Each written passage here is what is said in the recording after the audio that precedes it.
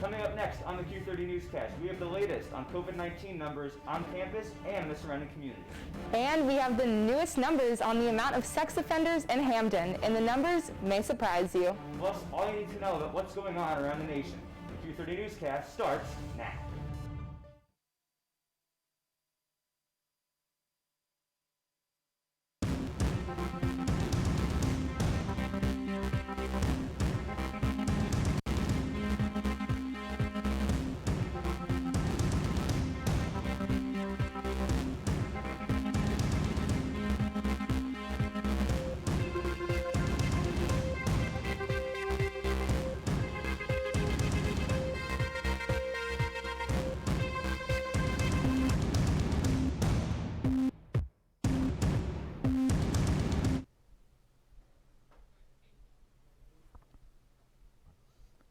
Good evening, Bobcats, and thank you for tuning in to our show tonight.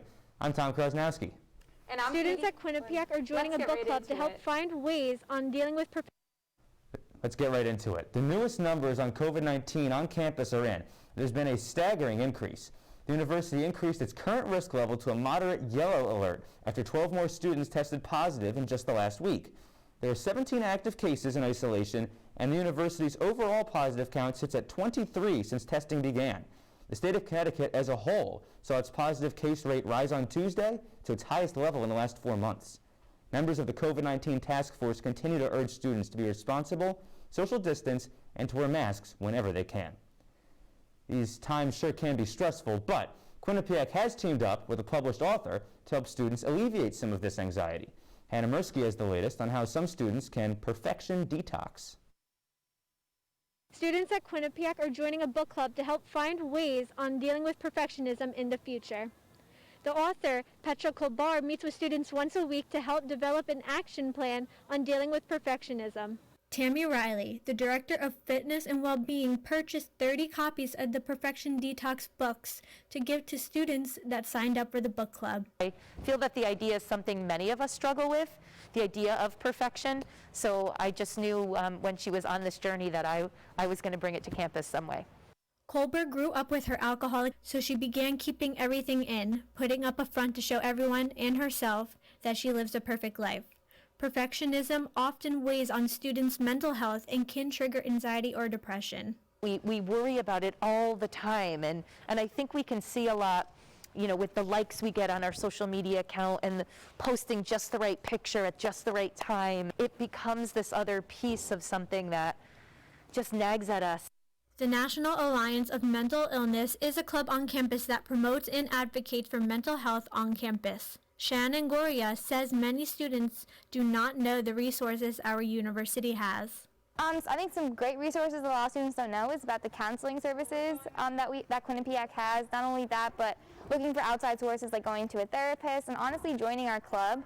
As students continue to adjust to college, especially to online learning, there are resources at Quinnipiac that will make the transition easier and positively help mental health. This is Hannah reporting for Q30 News. Last Saturday, students at the Mount Carmel campus participated in a brand new QU Mountain Clash event. Wearing their Bobcat gear, students completed obstacles and got active while staying safe. With social gatherings looking quite different this semester, students seem to appreciate this one. They definitely help because they allow people to gather in a safe space. I think it's so important to come to events like this because it allows people to meet new people, connect to other people, and just be social. The Indigenous Student Union is holding events for Indigenous Celebration Week. Nicole McIsaac has more on this story. I think that this event is generally just a celebration of what it means to be and have Indigenous identity. The celebration of Indigenous identity is spread out through a week-long period this year through Quinnipiac's Indigenous Student Union. We're giving recognition to our students and especially teaching the Quinnipiac community of what it means to come from Indigenous roots, of what it means to be different. Students from all different backgrounds are encouraged to attend the events to learn more about the history and culture of Indigenous people. We have a big obligation as Quinnipiac students to understand the history of our university and the role that Native Americans played in this section of the United States. Now these advocates are demanding real change for Indigenous students on campus, as well as the land that it lies on. Tale of Sleeping Giant is something I grew up learning about in my tribe, and something that is a really essential cornerstone of the culture of the Quinnipiac people, and now we've kind of used, through cultural appropriation, we've changed the story and changed the narrative to fit what our mascot is, a bobcat, which in the original Tale of Sleeping Giant, there's no mention of a bobcat. The organization is working to create awareness for Indigenous students on campus, as well as educating others on the history of the land. They are dedicated to being heard. Yes, we are still here. Yes, we do still exist. Yes, we are important. And yes, you should pay attention because we're going to speak and you're going to listen. Nicole McIsaac, Q30 News. Yale University is being sued by the Department of Justice for discriminating against white and Asian applicants. The department is claiming that Yale's discrimination in admissions violates Title IX of the Civil Rights Act. Yale allegedly used race as a, quote, determinable factor, end quote, in their admissions process, disadvantaging white and Asian American applicants. The Yale president, Peter Salovey, responded saying Yale has, quote, provided the Department of Justice with information showing that this allegation is based on inaccurate statistics and unfounded conclusions, end quote. To celebrate National Coming Out Day, Gender Sexuality Alliance, or GSA, held their yearly Cones and Coming Out event on Monday. National Coming Out Day is a day to celebrate members of the LGBTQ+ community coming out to their friends and family. During this event, students shared their coming out stories while enjoying ice cream. Q-thon is a tradition beloved by many on campus. The 24-hour dance Marathon raises hundreds of thousands of dollars each year for the Connecticut Children's Miracle Hospital Network. It's a great cause. It's one of our favorite celebrations here at Q30. But the future of Q-thon is still in doubt for this year. The board has already begun its fundraising efforts, though, and Hepzibah John talked to Hannah Baker, the executive director of Q-thon. It sounds like the fundraising is going better than expected. They've been super successful. I know personally, like, as the executive director, one of my biggest things this year is kind of raising awareness and bringing more people to our cause instead of, focusing on the money and stuff like that, just because we're in such a difficult time and no one ever expected this pandemic to occur. So I think my biggest thing this year is to raise awareness and celebrate all of the hard work that's been done in the last 10 years. Coming up after this short break, learn about how many sex offenders live in Hampton and how this affects our community. Plus, Hannah Mirsky has our political update. But first, Anya, what's the weather looking like for the next 3 days? Thanks, Tom. So although we had chilly mornings today, temperatures seem to rise with some partial sun, with a high of 69 and a low of 46. Tomorrow we see some warmer temperatures, so make sure you go on a walk. The temperatures reach up to a high of 73 with a low of 57. And on Friday, sadly, there's a chance of rain with a high of 61 and a low of 45. This and more after the break.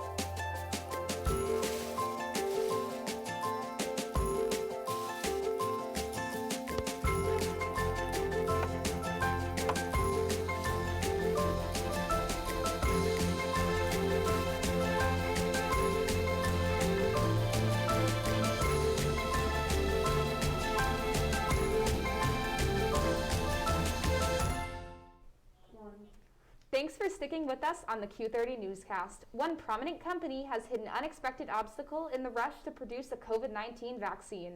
Cassidy Berger has that and more in our National News Spotlight. Take it away.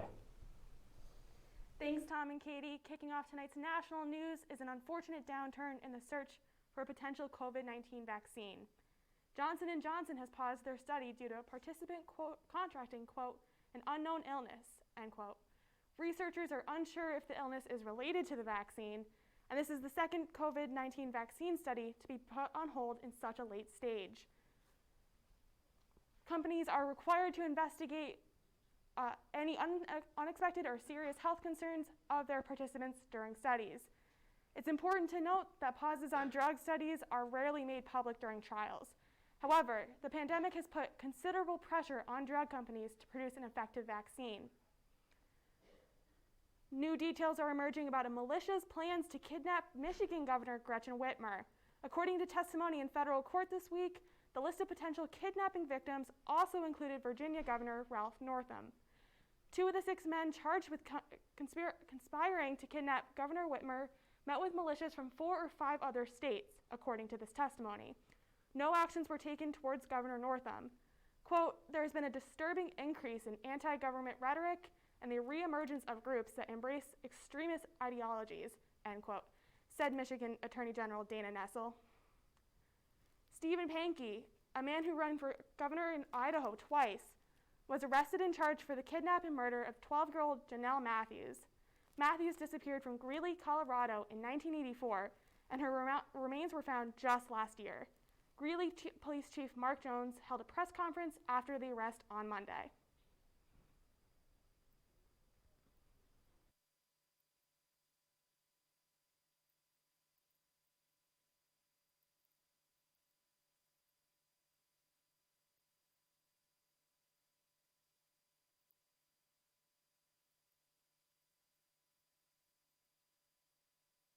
That's all I have for this week's national news. For Q30, I'm Cassidy Berger. Back to Tom and Katie at the desk. New Haven police will be charging 24-year-old Hamden resident Adina Valles after she dumped an 8-month-old baby in a dumpster on Dixwell Ave. The baby was found by Rick Chardon, the apartment complex maintenance worker, on Monday after he heard crying. The baby is now in stable condition at the Yale New Haven's Children's Hospital after being treated for burns. According to police, Valles also assaulted the mother earlier in the day. Reports show statements made that the mom and babysitter had an argument in the car. Then Valles pulled out a butcher's knife, attacked her, and that's when the baby's mom ran on foot. Valles told the police she knew the baby would be found. This month's Domestic Violence Awareness Month are here, and here are some key facts to know. The National Coalition Against Domestic Violence reports that on average, nearly 20 people per minute are physically abused by an intimate partner in the United States. 1 in 4 women and 1 in 7 men have been victims of severe physical violence. Intimate partner violence accounts for 15% of all violent crimes. Some warning signs that you may want to look out for are intense jealousy and your partner keeping you away from friends and family. If you feel alone, call the National Domestic Hotline, 1-800-799-7233. The Connecticut sex offender. The Assistant Vice President for Quinnipiac Online and Director of Infinite Learning, he passed away on October 11th. President Olean said in a message to the university community it is a terrible loss for his family. Joe leaves behind his wife Denise and 2 sons, Tyler, a first-year student here, and Ryan. Joe was a member of the Leadership Council and joined the university in 2016 as Director of Leadership Development for QU Online. His wake will be held this Thursday at the North Haven Funeral Home, and his funeral will be this Friday at 11:30 a.m. at St. Bridget's of Sweden Church in Cheshire. The town of Hamden has released its updated numbers on the amount of sex offenders living in Hamden. Jennifer Cuevas has the details. The Connecticut Sex Offender Registry, which is updated by the Connecticut Department of Emergency Services and Public Protection, have reported there are 54 sex offenders currently living in Hamden. The registry includes 7 offenders who are listed as non-compliant with sex registry laws. While Quinnipiac University is located in Hamden, students generally feel safe while on campus, and some were unaware of the shocking number of sexual offenders in the area. Health science major Lydia Jones said the number is both scary and alarming. So after learning that there are 54 registered sex offenders, it was really scary and alarming to realize, after, being on a safe campus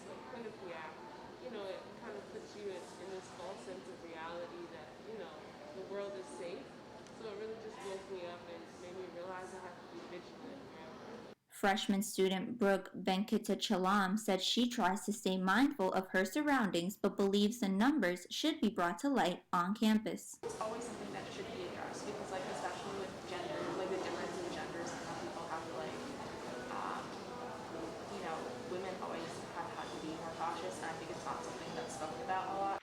It is important to remember the registry serves as a limited role in protection because most sexual offenses happen between people who are familiar with one another. For Q30 News, I'm Jennifer Cuevas. The presidential election is right around the corner, and a QU tradition is still expected to continue, even if it's a little different this year. The QU in D.C. Presidential Inauguration Seminar starts online from January 11th through 15th and continues into the spring semester.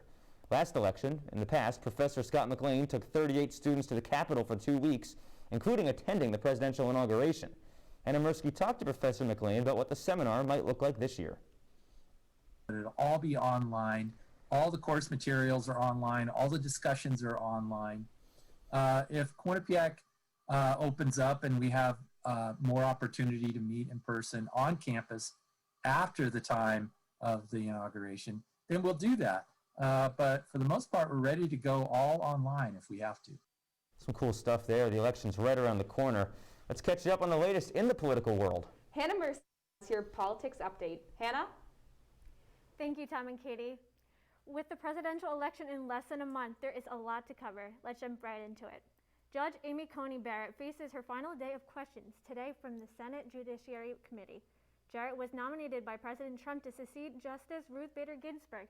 The Republican Party has been pushing forward to potentially secure the seat for Barrett, providing the party a legal boost in the future. Democratic senators quizzed Barrett on her past comments about the Affordable Care Act and other cases, but became frustrated when she did not give much detail. Past nominees have also declined to express their opinions on certain subjects during the hearings. Barrett responded saying she would come to the bench with an open mind. The California Republican Party admits to placing more than 50 unofficial mail-in ballot boxes around the state. State officials say it's illegal and may prompt voter fraud. The gray boxes began appearing near churches, gun shops, and Republican Party offices, with a white sign saying official mail-in drop-off box or ballot drop-off. Most voters cannot distinguish fake boxes from boxes sanctioned by the state. This comes at a time when President Trump regularly speaks against the Democratic Party about expanding absentee voting to increase ballot access. Voters are urged to register for California's voter tracking website to guarantee their votes are counted. President Trump continues rally in Florida, a state he wants to win over for the upcoming election, despite contracting coronavirus and becoming hospitalized 2 weeks earlier. Trump revealed early in October in a tweet that him and Melania tested positive for coronavirus and will begin their mandatory quarantine. He was then hospitalized, where he received a dose of Regeneron, an experimental drug that helps with coronavirus symptoms. 2 weeks later, the White House physician, Dr. Sean P. Conley, says President Trump, quote, is no longer considered a transmission risk to others, end quote.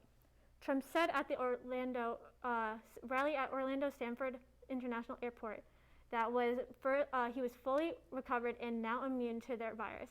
There is no scientific evidence claiming people with coronavirus are immune after recovery. That is all I have for political news this week. Back to you guys at the desk. All right, good stuff there. After the break, Anya Grandalski gives us the weather for the rest of the week and learn about your last chance to get your flu shot on campus. We will be right back.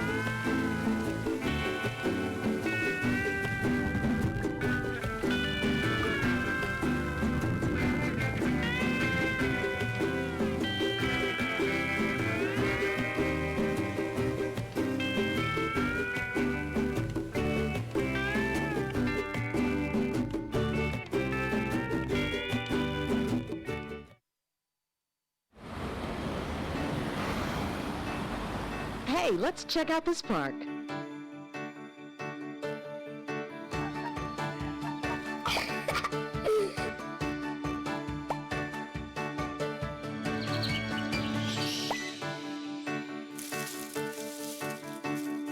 Oh, wow, that's really cool. To find a great local park or forest near you, go to discovertheforest.org. A few days of weather here in Hamden lately, Katie. I don't know what the next few days might even look like. I know, and I'm even hearing the S word for states around us. What do you think of that? Not snow. Is that the word? It's too early. Oh, no. It is too early. Please, no. All right, let's head over to Anya Grandowski. What's our 7-day forecast looking like? Thanks, Katie. So to start off with temperatures in Connecticut, we're seeing all the areas in Connecticut being the 50s. Further north, we have temperatures of 52 in Torrington as well as Danbury. And the further south we get closer to the water, towards New Haven, we see higher temps of 58, and also down to New London, higher temps of 57. Further north into Norwich, we see temps of 54, and in Hartford, 55. Now on over to the 7-day outlook.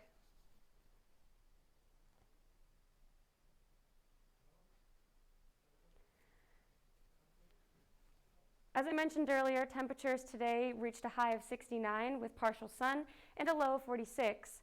Tomorrow we're going to see higher temperatures getting up all the way to 73 and lows in the high 50s. Make sure you have your umbrellas because on Friday there's a 90% chance of thunderstorms with high temps of 61 and low temps of 45. With less chance of rain but still some on Saturday, we see cloudy skies and colder weather with high temps of 58 and lower temps of 40. On Sunday, we see some warmer temps, but partial sun, with temps going up to 62 and as low as 46. And on Monday and Tuesday, we have mid-60 temps with lows of 53. Back to you guys at the desk. Thanks, Anya. It looks like that snow might just hold off, so I hope so. Happy about that right now. Well, temperatures are dropping. Quinnipiac Student Nurses Association is doing its part to keep people warm. The organization hosted a blanket drive this weekend to benefit New Reach of New Haven. The blankets will be donated to the shelter and given to residents in need. And speaking of the winter season coming up soon, flu season is already upon us. An email was sent out to students and faculty yesterday regarding the flu clinics available on campus. The clinics were open today and will also be open tomorrow on York Hill from 10 a.m. to 5 p.m. Advanced registration is encouraged, but walk-ins are welcome. The university reminded students to make sure they bring their insurance information and maintain proper social distancing. Chartwell's, Quinnipiac's food service partner, sent out an email to the campus community last week after reports of raw food were served at the Mount Carmel Dining Hall. The email says, quote, "It is our responsibility to ensure that the meals we serve are not only fresh, healthy, and delicious, but also safely prepared," end quote. They claim to have taken many steps to prevent this from happening again, including performing temperature tests on food every 30 minutes and hiring an outside quality assurance team to ensure that they are hitting all safety marks. Quinnipiac is hosting its 6th annual Fresh Check Day tomorrow. The event increases awareness of the mental health resources available to students on campus and reduces the stigma that prevents people from getting help. There will be interactive booths, free food, and prizes from 11 to 1 on Bobcat Way tomorrow. 3 prominent alumni were inducted into the inaugural class of the Quinnipiac School of Communications Hall of Fame this past week on Thursday. It was done over a Zoom ceremony. Jeffrey Chernoff, class of 1974, Molly Kerem Rose, graduate class of 2008, and David Rabinowitz, class of 2009, were presented with the honors over the Zoom ceremony. Chernoff and Rabinowitz are accomplished film producers, while Kerem is a sports journalist and the host of the popular ESPN debate show, First Take. Congratulations. Congratulations to all the inductees. Hopefully this is the first of many successful induction classes.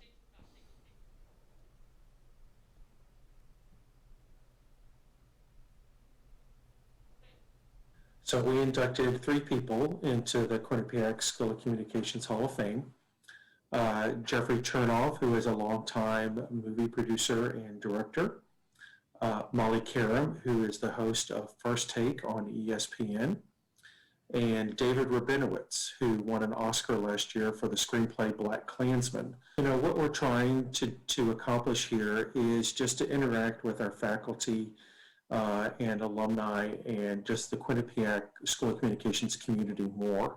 Our own Emmy Award-winning journalists like Molly Karam have been busy covering all the professional sports going on. It sure has been a lot. And Gage Kilborn will have your sports update after this. Don't go away, we'll be right back.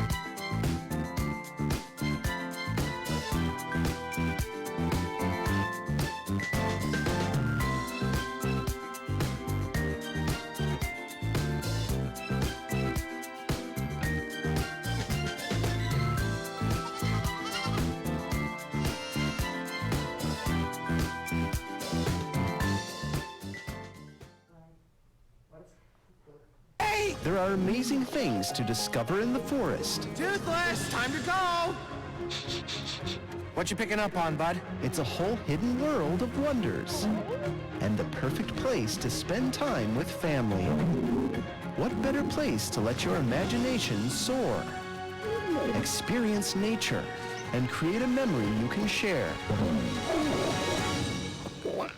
Visit discovertheforest.org to find a forest or park near you. October is usually when most sports leagues are just starting up, but we're actually deep in the playoffs of 2 major leagues, and it's a really exciting time for fans. Here's Gage with tonight's sports report. Thanks, Katie. This past Sunday, after 6 brutal games, the Lakers came out on top and are now NBA champions. This is the Lakers' 17th title in franchise history, their first since 2010. The Lakers and Celtics are now tied for the most NBA titles in league history. LeBron James earned his 4th career NBA Finals MVP. It was an emotional night for the Lakers since earlier this year, the NBA suffered the tragic loss of NBA star Kobe Bryant in a helicopter crash. From the hardwood to the turf, Portugal and Juventus striker Cristiano Ronaldo has tested positive for COVID-19 Tuesday night. He flew home to begin his 2-week isolation and has shown no signs of symptoms. Ronaldo is the 3rd Portugal player to be tested positive. Ronaldo's teammates' test results all came back negative.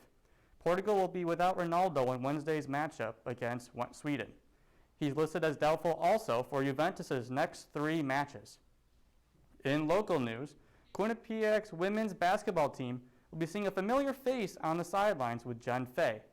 She played for the Lady Bobcats from 2015 to 19. She's a 4-time MAC champion and was a member of the 2017 Cinderella team that made it to the Sweet 16. She later became a graduate assistant coach under Tricia Fabry for the 2019 to 2020 season. Also, the women's volleyball team found a new coach in Marcia Greenlee. Greenlee is from Gainesville, Florida, and she previously coached for Southern Connecticut State University and played for the University of North Florida, where she was a head coach of Gainesville High School, where she led the club to a top 10 finish at the 2015 USA Volleyball Nationals and a top 30 finish in the 2016 USA Volleyball Nationals. That is all I have in sports. I'll send it back to you, Katie. Thanks, Gage. Sports aren't the only way that people can enjoy the cool weather and changing of seasons into autumn. Many spots around Hamden are perfect for enjoying the fall weather. It's one of the best fall traditions, pumpkin picking. Vanessa Blasey has more. On Tuesday, the Habitat for Humanity Club decided they wanted to help give back to the community during the pandemic. So tonight's event, we are decorating pumpkins in support of the Habitat for Humanity homeowners that recently got houses in the past year. Members decorated pumpkins of all sizes that will be placed at the Habitat for Humanity homes. This is a great opportunity for them to learn more about the club and also ways to get more involved.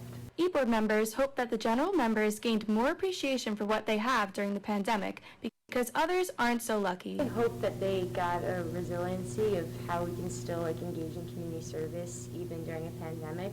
So simple events like tonight, painting with the intention of giving it to another person or even raising money are great ways to still help spread community allyship during the pandemic.